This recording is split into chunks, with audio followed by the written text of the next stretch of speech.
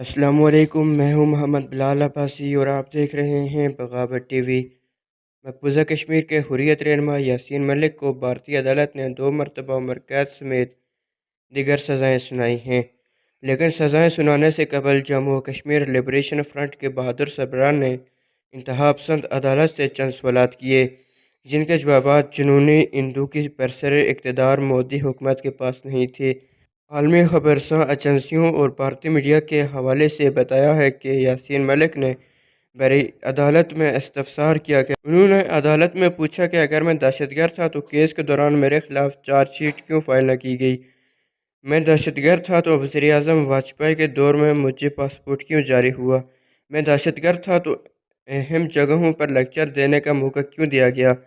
بھارتی عدالت کے پاس حریت رہنما کے سوالات کے جوابات نہیں تھے اور نہ ہی حکومتی نمائندے اس ضمن میں کوئی جواب دے سکے۔ جموں و کشمیر لبریشن فرنٹ کے سربراہ سے جب عدالت نے پوچھا کہ آپ کو جو سزا تجویز کی گئی ہے اس پر کچھ کہنا چاہتے ہیں تو بولیے، تو طویل قید و بند کی صحبتیں جھیلنے والے کشمیری رہنما یاسین ملک نے نہایت اطمینان و سکون سے سر اٹھا کر جج کی آنکھوں میں آنکھیں ڈال کر کہا کہ میں عدالت سے بھیک نہیں مانگوں گا، عدالت کو جو ٹھیک لگے وہ کرے۔ 1966 میں سری نگر میں پیدا ہونے والے یاسین ملک کو 1999 اور 2002 میں گرفتار کیا گیا۔ انہیں جموں کوٹ بلوال اور پھر بدنام زمانہ تہاڑ جیل میں منتقل کر دیا گیا۔ یاسین ملک کی سزا کے خلاف مقبوضہ کشمیر میں مکمل ہڑتال ہے۔